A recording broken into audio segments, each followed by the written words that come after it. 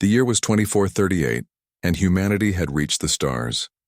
After centuries of struggle and exploration, the Terran Union united dozens of worlds under one flag. Space travel was as normal as air travel once was, and colonies on Mars, Europa, and Titan thrived with bustling cities and glowing skylines. People believed they had finally escaped war. Robots built, AIs managed, and humans dreamed. But peace, as history often showed, never stayed for long. It began on a quiet Tuesday. The sky over Mars shimmered strangely, like silver mist spreading across space. At first, no one noticed. A mining crew on Phobos station thought it was just light from a solar flare. But when the shimmer expanded and the sensors went wild, alarms screamed across the solar system. In the Mars Orbital Command, a young technician named Lena Park stared at her screen, confused. "Commander," she called out, "we're getting multiple hyperlane breaches, 12, size unknown, signal strength beyond Class 9. Commander Rajan Patel rushed to her side. He froze as he read the data. "These readings can't be right." That's bigger than anything we've ever built." Within minutes, every defense satellite across the Martian orbit locked onto the incoming objects. The feed displayed shadows so large they covered entire continents. The first clear image made the entire control room fall silent. The objects were massive alien dreadnoughts, each shaped like a long blade, miles in length, glowing with blue energy lines that pulsed like veins. Their hulls looked like molten metal, constantly shifting and reshaping, reflecting sunlight in 1,000 directions. They moved with silent grace like predators entering a calm sea. The silence in the control room broke when someone whispered, "Are we under attack?" The message spread like wildfire. Within hours, every human colony knew. Something huge had arrived from the stars. On Earth, chaos followed. News channels broadcast live footage from Mars orbit. Every government called emergency meetings. Civilians filled underground shelters, while starports went into lockdown. But when the first visuals reached Human Fleet Command, something unexpected happened. Instead of panic, laughter echoed through the war room. "Are they serious?" Admiral Maura Halden, commander of the Terran fleet, said between small chuckles. "They brought dreadnoughts here?" Her aides exchanged nervous glances. "Ma'am, these ships are enormous. Their energy output could destroy planets." Maura only smiled. "Then it's a good thing we stopped using planets as targets a century ago." Nobody understood why she was amused, but the laughter slowly spread. Officers who should have been terrified started to grin.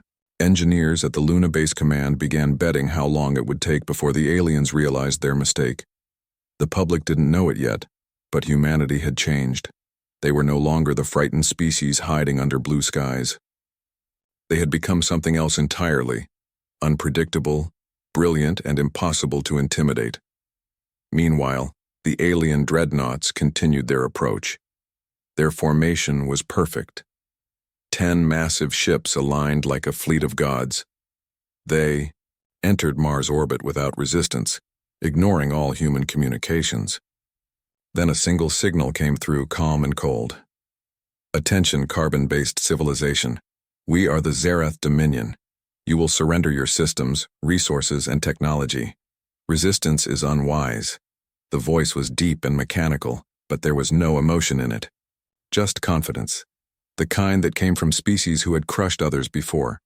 Every colony received the same message. Every transmission carried the same command: submit or vanish. On most worlds, fear took over. On Earth, however, people laughed again.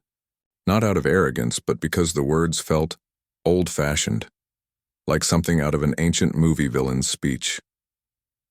In the great orbital city of New Geneva, reporters gathered as Terran Union's ambassador, Dr. Alara Finch, prepared her public address.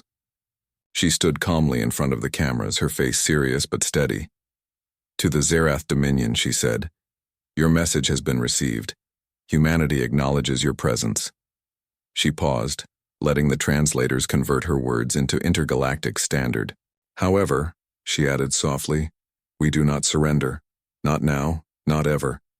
You are welcome to open peaceful contact, But if you came for war, you might find us very disappointing opponents. The statement went viral. Billions watched as the broadcast ended, followed by a simple logo, a stylized human hand holding a spark of light. It was the symbol of the Terran Union. In the Zerath flagship, the alien Admiral Cathor Zell studied the transmission with all three of his glowing eyes. He turned to his sub-commanders, his tone annoyed. "They laugh," he hissed. "They mock us. These humans, they do not understand who we are." A younger officer bowed his head. "Shall we begin orbital cleansing, my lord?" Cathor Zell considered it. The Dreadnoughts had faced hundreds of civilizations. None had ever dared to joke. None had smiled in the face of conquest. Yes, Cathor Zell decided. Begin. Let them learn the cost of laughter. The command spread across the Zerath fleet. Massive energy cannons powered up, glowing brighter than the sun. But before they could fire, their sensors detected something unexpected. Hundreds of small objects swarming around them. At first, the aliens thought they were attack drones. They raised shields and scanned for weapons, but the swarm did not attack. Instead, the tiny machines began recording. On the Martian surface, Commander Rajan watched the feed from his console. "Are we sending fighters?" he asked. Admiral Mora's face appeared on the screen. She smiled calmly. "No, just drones. Let them look. Let them laugh at us, while we learn everything about them." The drones were not weapons. They were observation units, each equipped with advanced quantum scanners. They recorded every particle, every pulse of energy from the alien ships. Within minutes, data flowed into human AI systems across the solar network. The aliens saw nothing to fear, but humanity saw everything they needed. Their laughter grew louder. In the following days, the galaxy buzzed with rumors. Other species, the Vulcan, the Toru, the Asari, all warned humanity through secret channels. "You cannot fight the Zerath," they said. "They destroyed the Yulan Empire in one day. They erased the Kryn Collective in 3 hours." The humans listened politely. Then they shared a meme. A smiling face next to a giant alien ship with the caption, "Bring bigger toys." The aliens were furious. The other species were terrified. But behind the jokes and laughter, humanity worked endlessly. In underground data bunkers beneath Antarctica, scientists compared every bit of energy data. AI units simulated millions of possible technologies. Engineers on Titan Station began designing strange wave emitters and strange frequency disruptors. Yet even as they worked, laughter filled every base and ship. It wasn't foolish laughter. It was the kind born from excitement, from the knowledge that they faced something great, and they were ready. On the 10th day, the Zerath Dreadnoughts began moving toward Earth. As they passed Jupiter, they ignored human radio signals. They didn't realize those signals were not messages. They were tests. Each signal carried hidden data, frequencies meant to bounce off the Dreadnought hulls, feeding the human AI network with even more information. The alien admiral noticed the signals but ignored them. "Let them scream into the void," he said. "We will answer with silence." But humanity wasn't screaming. They were listening. Back on Earth, Admiral Mora watched the Dreadnoughts cross Jupiter's orbit. Around her, officers whispered in awe. She stood straight, hands behind her back, her voice calm but firm. "Send the data to Project Mirror. It's time to start Phase 2. The officer nodded. "Phase 2, ma'am?" "Yes," she said with a small smile. "If they want to fight, they'll have to understand how humans play." The command was sent. Across the solar system, thousands of small orbital platforms began transmitting faint energy pulses. Harmless, invisible to normal sensors, but perfectly tuned to interact with the Zerath Dreadnought's shield harmonics. The first test pulse hit the alien shields. The Dreadnought's lights flickered. A small glitch appeared in their systems, just for half a second. The aliens didn't notice. But humanity did, and they laughed again. By the time the Zerath reached the moon, humanity had mapped every weakness in their systems. They knew their shield patterns, their energy flow cycles, and even their communication encryption style. All of it had been learned through observation, not battle. The alien dreadnoughts, magnificent and terrifying, were being studied like puzzles. And humanity loved puzzles. As Earth's night sky filled with strange silver reflections from the approaching fleet, people stood on rooftops watching the show. Children pointed at the lights. Adults smiled nervously but somehow felt proud. No one knew exactly what would happen next, but everyone knew one thing: humans were not afraid. They had faced the endless dark before. They had laughed through chaos, rebuilt from ashes, and reached the stars with nothing but courage and curiosity. So when 10 alien dreadnoughts appeared in their sky, humanity didn't cry. They laughed. And somewhere deep in space, even the stars seemed to listen. The 10 alien dreadnoughts floated silently above Earth, their shadows stretching across the sky. They were the size of cities, glowing with silver light that flickered like living fire. Humanity watched in awe and fear, but not panic. Somehow laughter still echoed through the networks. People made jokes, shared memes, and even created songs about the invaders. To the rest of the galaxy, this looked insane, but to humans it was just another strange Tuesday in space. Inside Human Fleet Command, Admiral Mora Holden stood at the center of a circular war room. Dozens of officers worked around her, eyes fixed on holographic displays showing every dreadnought position. Red dots marked each alien ship, orbiting calmly over Earth like silent gods. "Have they said anything new?"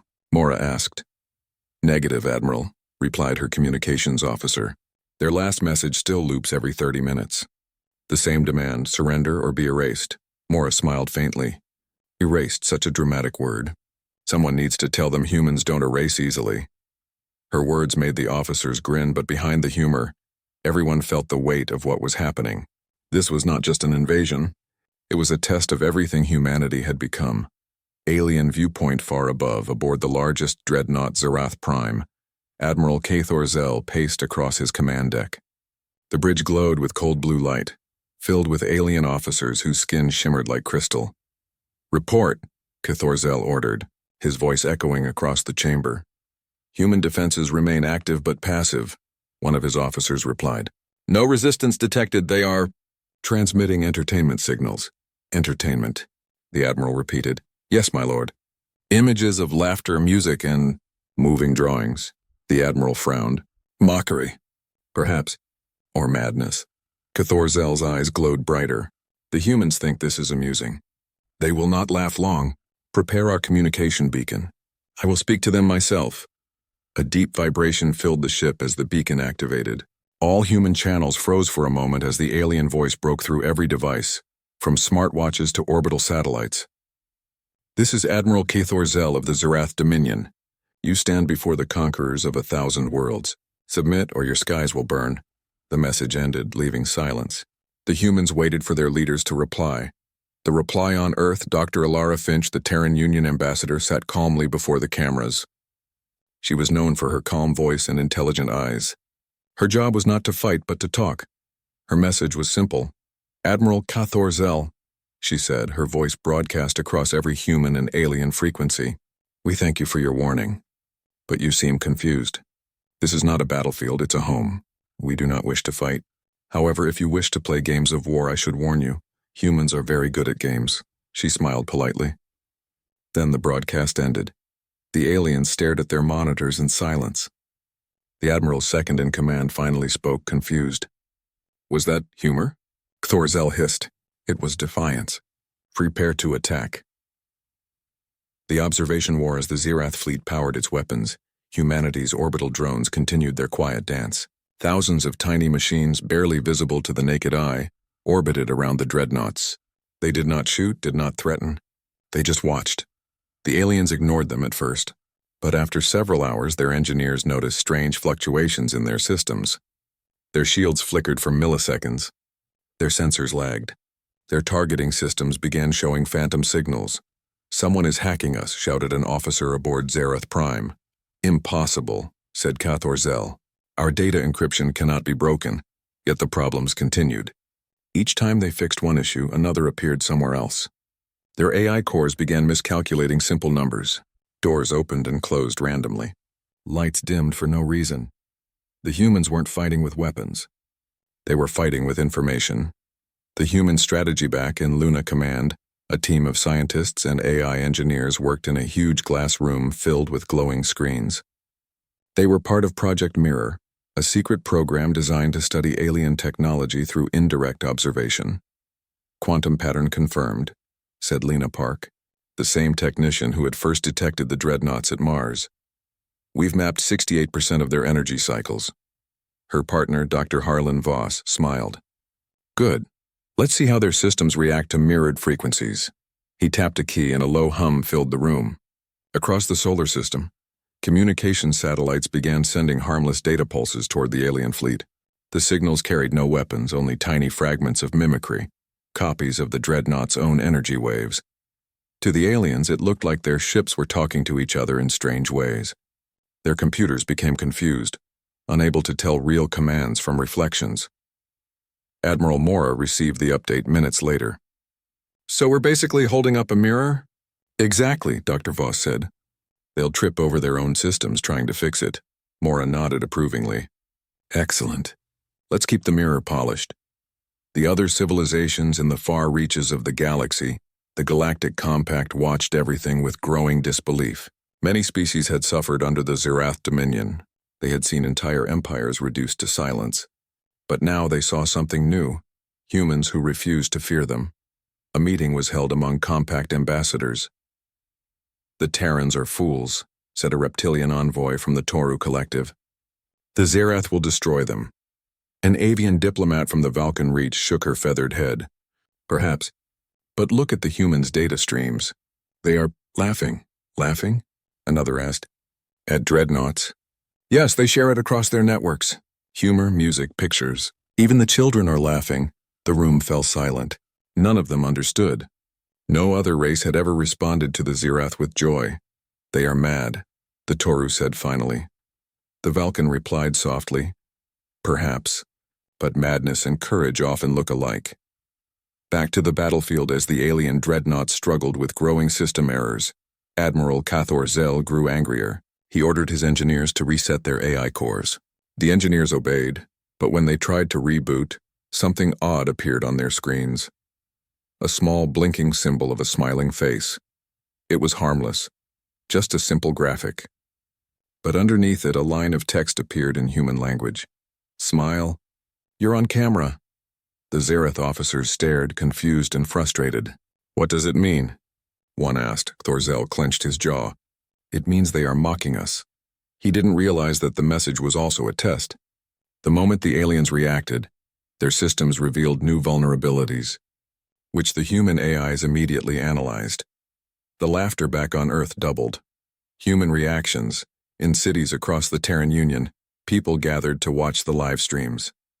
They saw massive alien ships flickering, turning their lights on and off like confused fireflies. Commentators on the news channels joked that the aliens had caught a computer cold. On the internet, someone posted a picture of a Dreadnought with the caption, "When your Wi-Fi meets human memes." Within hours, billions of people had shared it. Even in command centers, the mood was strange. The tension was still there, but so was curiosity. Officers smiled as they worked. Scientists cracked jokes while decoding alien code. It wasn't arrogance, it was the human way of facing the unknown. Laughter made fear smaller. Alien confusion. In the Zerath fleet, the situation worsened. Their weapons would charge halfway, then stop. Their navigation systems showed phantom moons and invisible asteroids. Some Dreadnoughts even began rotating slowly without command input. "Humans are infecting our data," shouted one engineer. Cathor Zell refused to believe it. "They do not have the knowledge for that. They are primitives." But deep down he began to wonder. Every time they tried to counter the interference, the humans adapted. Every time they changed codes, the humans changed faster. It was as if the humans were learning, not through power, but through laughter. A message of calm while the aliens fought invisible confusion. Humanity stayed calm. Dr. Alara Finch sent another transmission to the Zerath command ship. "Admiral Cathor Zell," she said kindly, "we see you are having technical difficulties. Would you like assistance? Our engineers are very skilled with stubborn machines." The message was translated and delivered.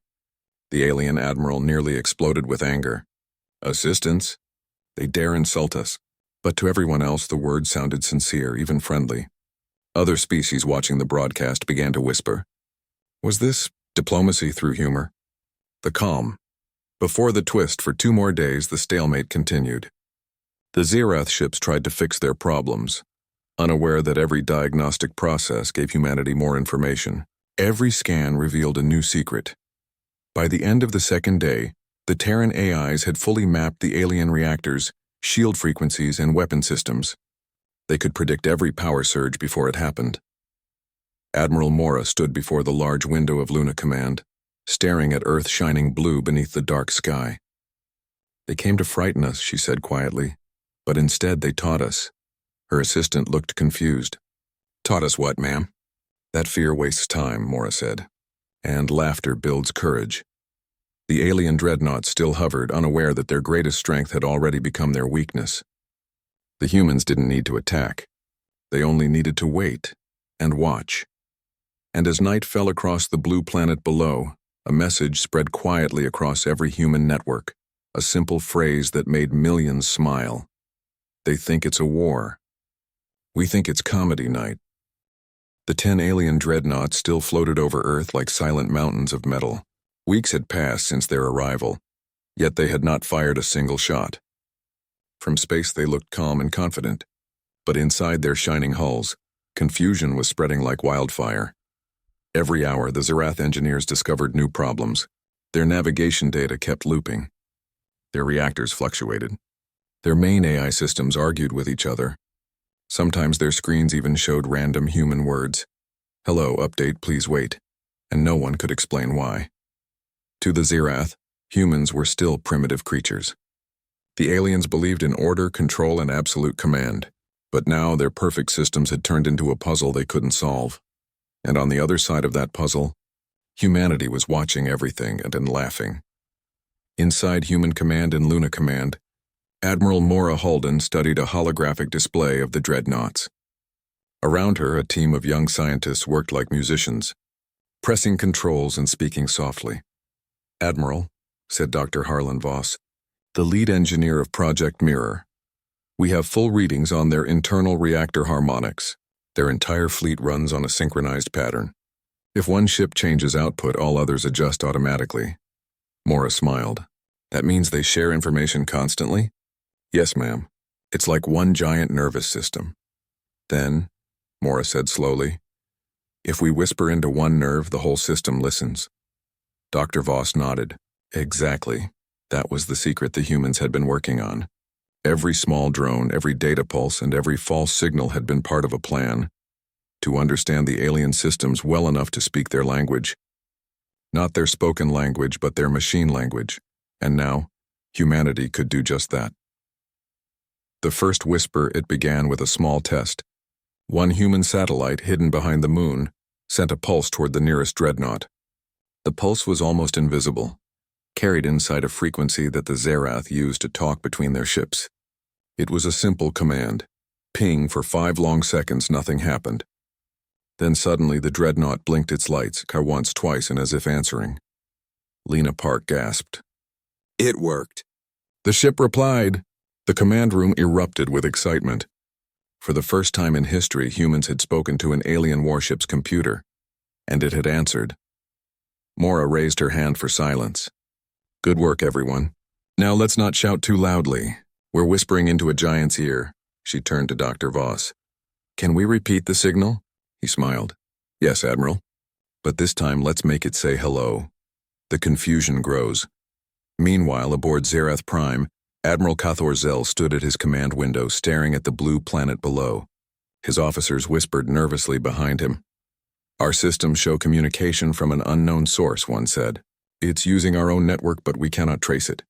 Destroy it, Cathor-Zell ordered. We tried, the officer said. But every time we block it, it moves to another channel. The Admiral's eyes darkened.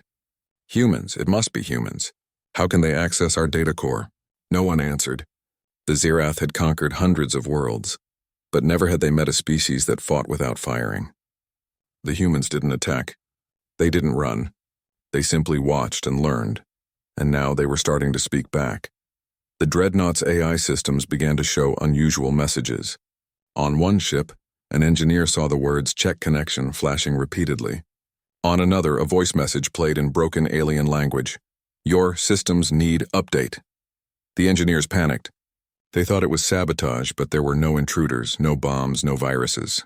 Just laughter echoing quietly through the data lines. Learning from the enemy, back on Earth, scientists gathered in a global virtual meeting. Hundreds of AI experts from every colony shared what they had discovered. "The Zerath computers use quantum pattern loops," said one expert from Mars. "They balance energy by repeating cycles. But if we send mirrored cycles back to them, they correct themselves endlessly," interrupted another scientist from Europa. "It's like giving a mirror to a mirror. Infinite reflection." Admiral Mora listened closely.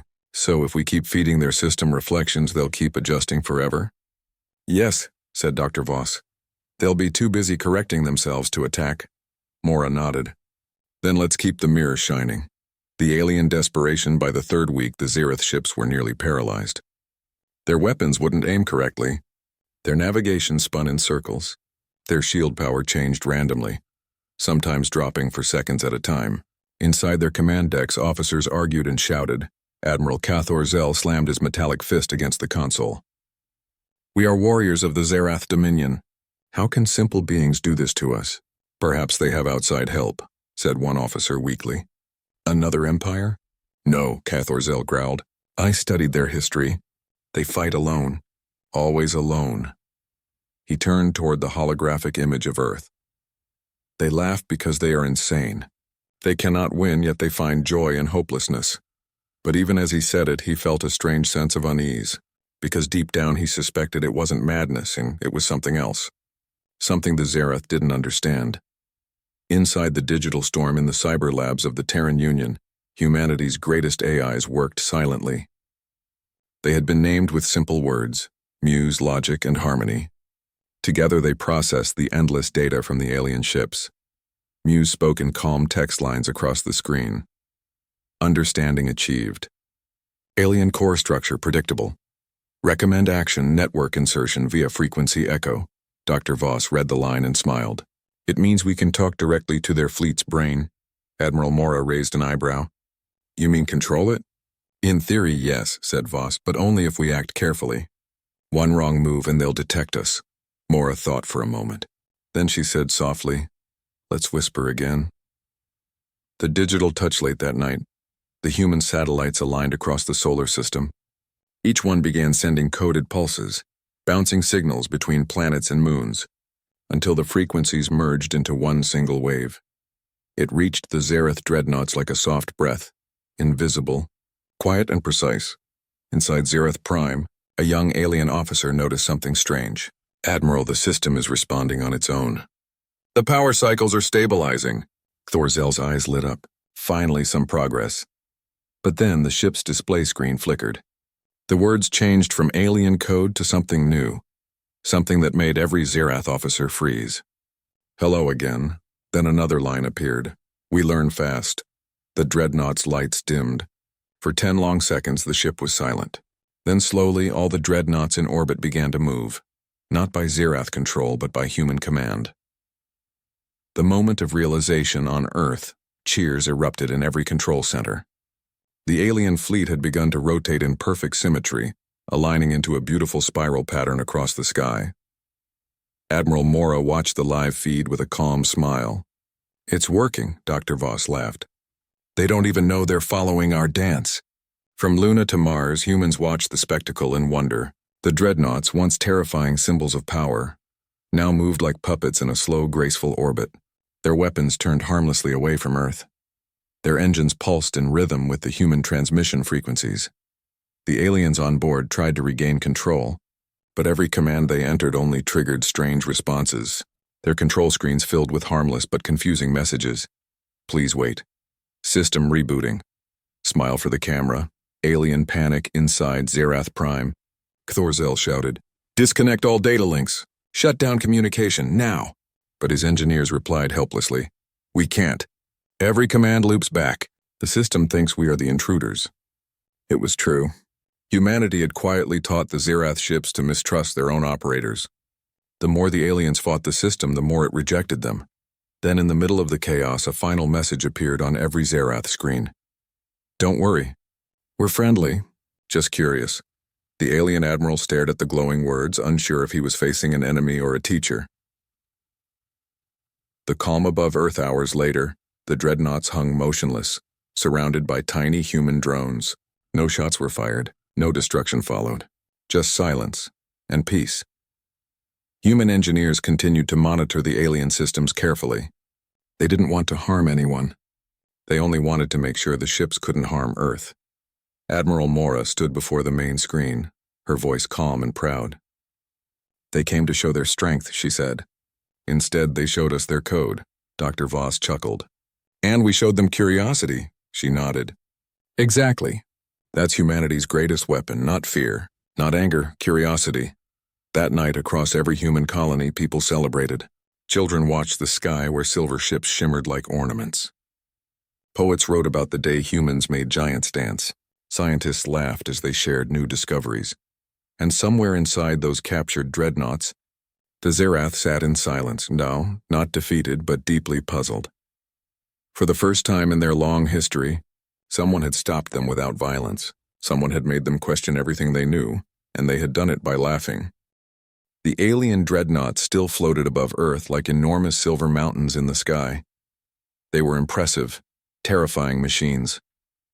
But now, humanity had learned their secret. Every pulse, every shield fluctuation, every energy pattern was known. Every ship could be predicted, every weapon anticipated. The humans didn't need guns. They had data, they had observation, and they had curiosity.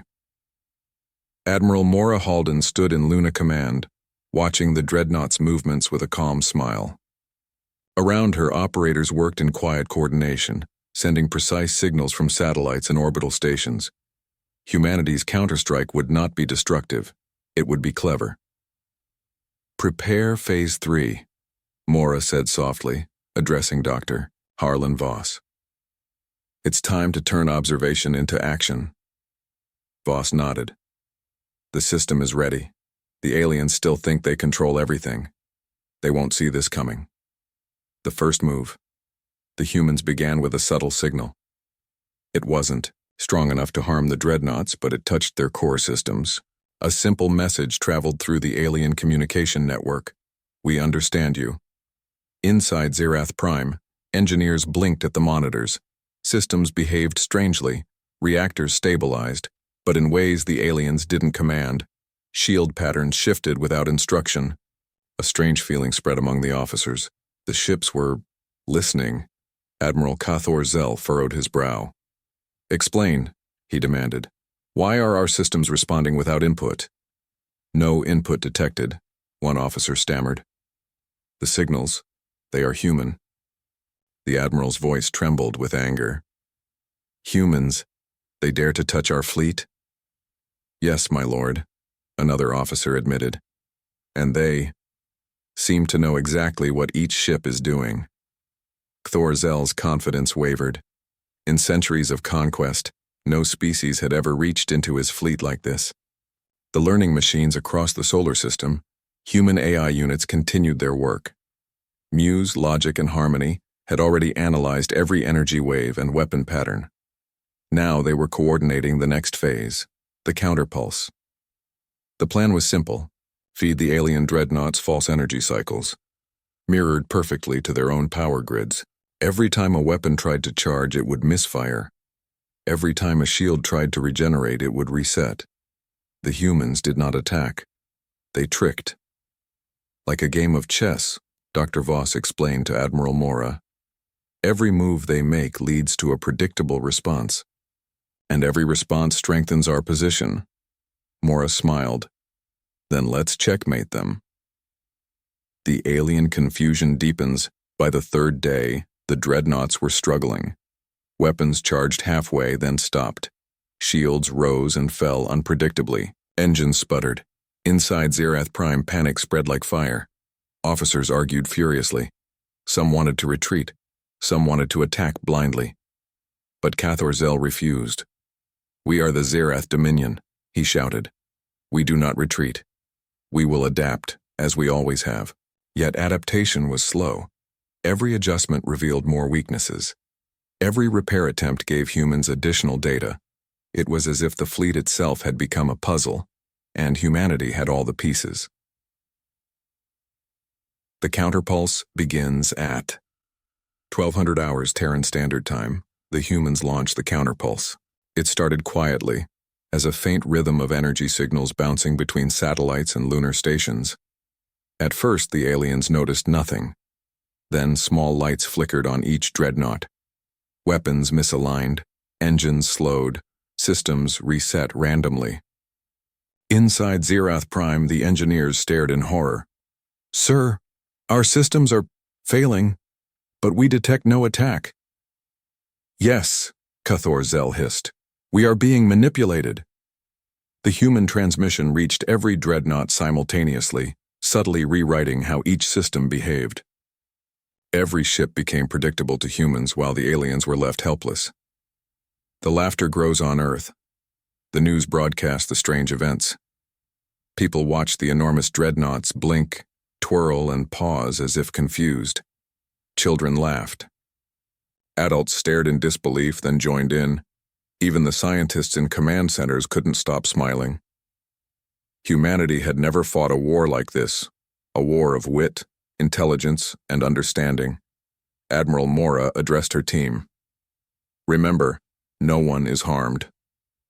We are proving a point. Humans do not fight like others. We fight with cleverness and sometimes a little humor."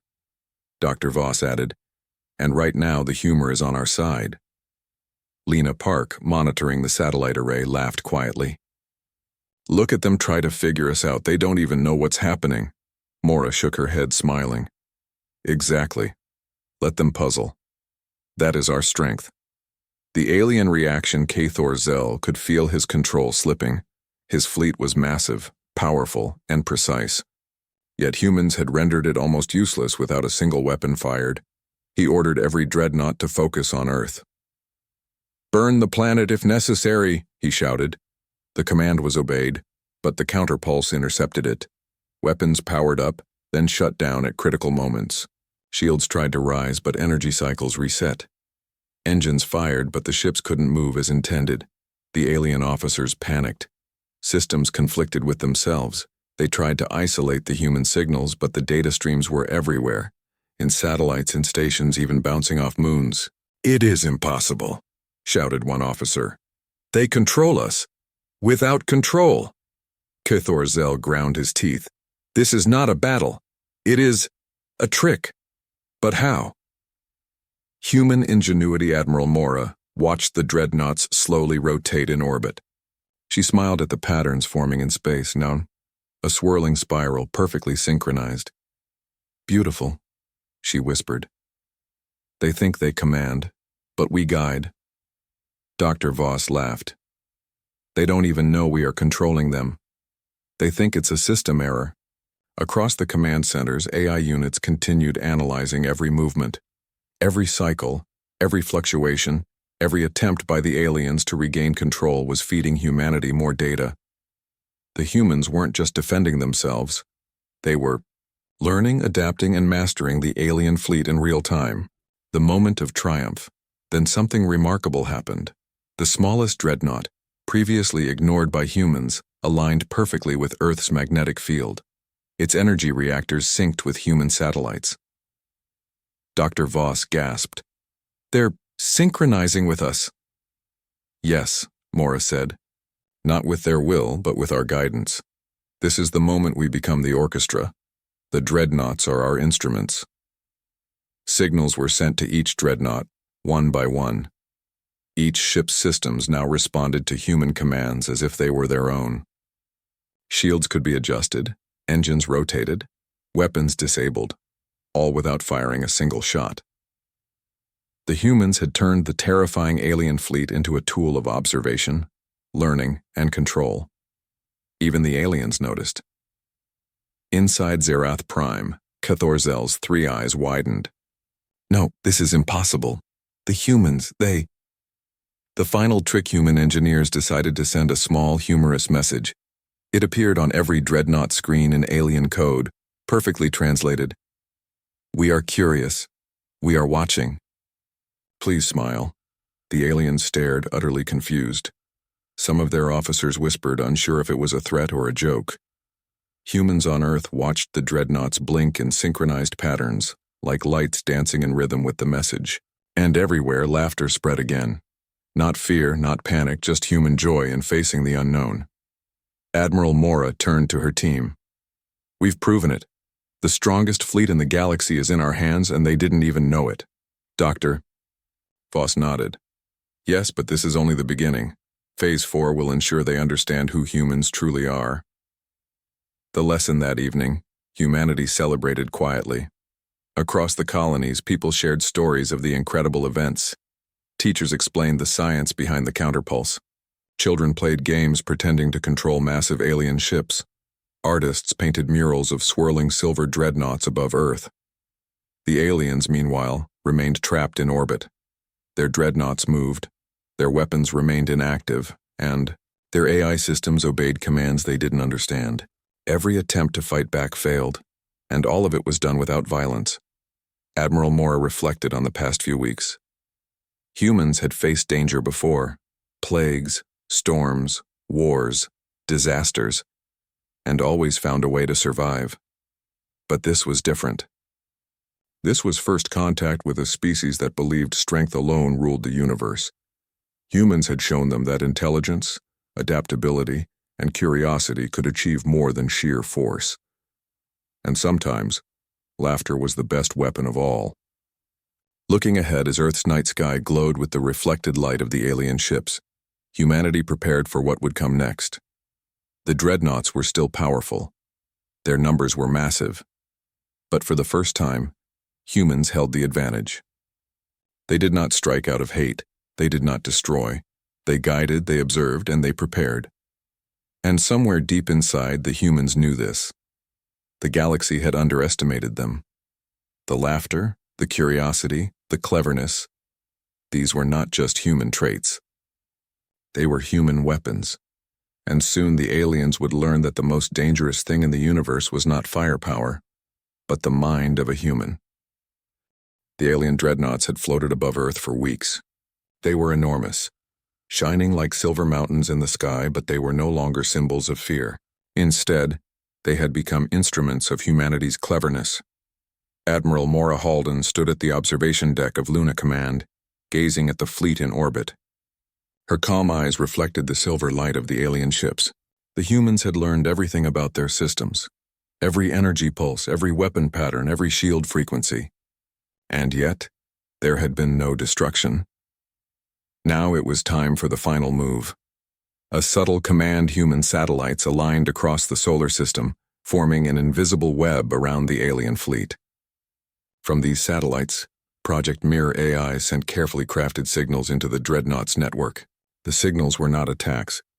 They were instructions, harmless but precise. At first, the Dreadnoughts rotated slightly in response. Then their shields adjusted. Then weapons aimed, not at Earth but at the empty sky, following the human-guided instructions. Inside GalacticPrime, Admiral Cathor Zell felt his control slipping further. He barked orders, but the ships ignored him. Every time the aliens tried to fire, the weapons powered down. Every attempt to move independently resulted in strange rotations. Their own systems seemed to betray them. One of his officers whispered fearfully, "They are controlling us without force." Cathor Zell's three eyes widened. "Impossible. Humans, how?" The message of diplomacy, Doctor. Ilara Finch, the Terran Union ambassador, broadcast a final message to the Zerath fleet. Her calm voice carried across every human and alien frequency. "Admiral Cathor Zell," she said, "your fleet is magnificent. Your technology is unlike anything we have seen. But this conflict need not continue. Your ships are powerful, but your greatest strength is not weapons. It is order, discipline, and knowledge. Humanity respects that. We ask only that you cease hostilities. In return, we offer understanding and friendship." The broadcast ended. Silence followed. Cathor Zell's officers stared at each other. Some whispered that humans were trying to trick them. Others felt a strange emotion, confusion, curiosity, even admiration. "Friendship?" Cathor Zell hissed. "Do humans joke even now?" The laughter that won, meanwhile, Earth celebrated quietly. Across the globe, people watched the live streams of the Dreadnoughts, now aligned in mesmerizing patterns. The ships glimmered in perfect symmetry, like silver constellations dancing in the sky. Children laughed. Scientists smiled. Artists painted the spirals and curves of the moving ships. Humanity had faced a fleet of nearly unstoppable war machines, and had won without firing a single weapon. Admiral Mora looked at the holographic display. "This is more than victory," she said softly. "This is proof. Humans do not fight like other species. We do not need destruction to protect ourselves. We fight with knowledge, adaptability, and sometimes joy," Dr. Voss nodded, "and curiosity. Never forget curiosity. That's what made all this possible." The alien realization inside Zerath Prime, Cathor Zell finally understood. Humans were unlike any other species he had encountered. They had faced danger, studied it, and learned faster than his fleet could respond. Their minds were unpredictable, flexible, and clever. The Dreadnoughts remained in orbit, silent and unmoving. Their weapons were disabled. Their shields functioned only according to human guidance. The Zerath officers realized that the humans had not destroyed them. They had tamed the fleet with intelligence.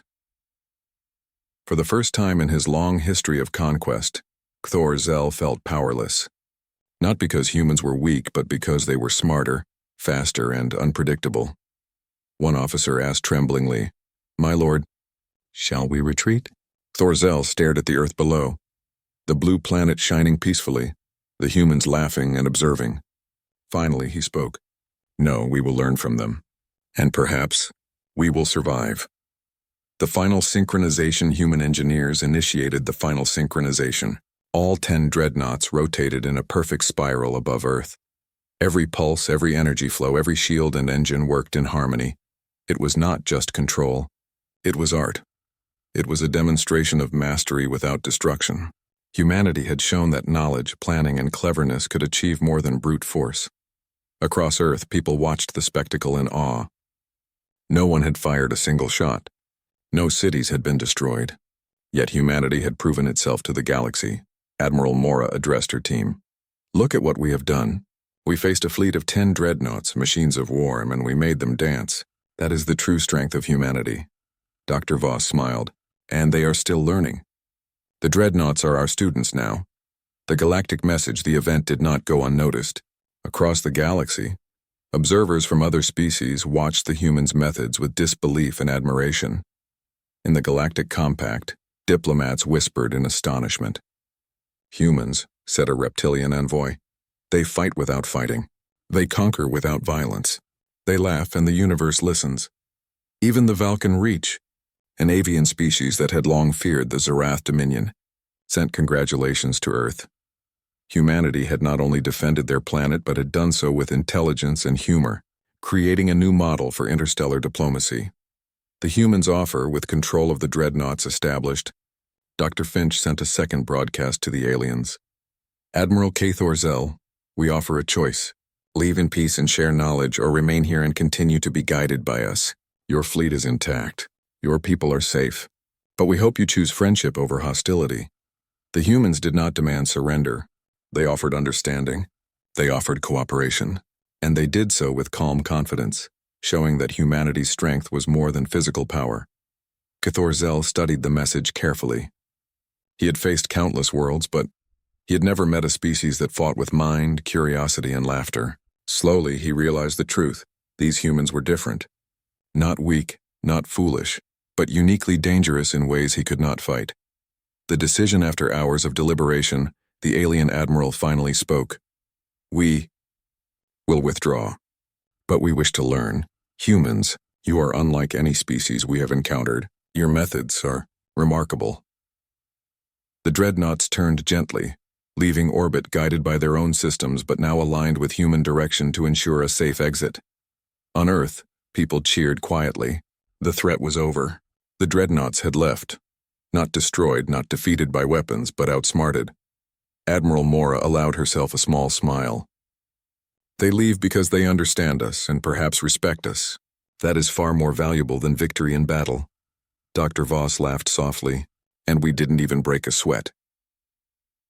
A new era begins. In the days that followed, Humanity documented every step of the encounter. Scientists, artists, and teachers shared the story of the Dreadnoughts with the world. Children played games inspired by the synchronized ships. Philosophers debated the meaning of intelligence, courage, and laughter in the face of danger. Humans had not only survived, they had shown the galaxy what HFY truly meant, that humanity could face overwhelming odds with wit, curiosity, and spirit and emerge triumphant without destruction. The Zerath Dominion, once a symbol of fear, became students of humanity's methods. They had learned that the mind, guided by intelligence and curiosity, could overcome the mightiest machines. And humanity had learned something too. Their greatest weapon was not force, but creativity, cleverness, and courage mixed with laughter. The final reflection, Admiral Mora stood on the observation deck one final time, watching Earth glow beneath her. The night sky was clear, peaceful, stars shimmered, and the solar system felt calm. Humanity, she whispered, has faced giants and made them dance. We have not just survived, we have shown our way. Dr. Voss, standing beside her, nodded. And they will remember it. The universe will remember that humans fight differently, that we think, adapt, and sometimes laugh, Mora smiled. Then let's make sure they never forget. From space, the departing dreadnoughts shimmered one last time, as if acknowledging the humans' victory. No weapons fired. No one was harmed. Yet humanity had achieved something more lasting than any battle: respect, recognition, and proof that intelligence and courage could triumph over sheer power. The legacy years later. The story of the Dreadnoughts became a legend across the colonies.